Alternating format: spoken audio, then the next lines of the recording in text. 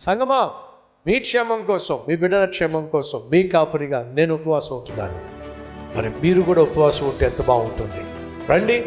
ప్రతి ఫ్రైడే సాయంత్రం 6 గంటల నుంచి 8:30 గంటల వరకు జరిగే ఉపవాస ప్రార్థనలో సంఘంగా మనం అందరం కలిసి ప్రార్థన చేద్దాం.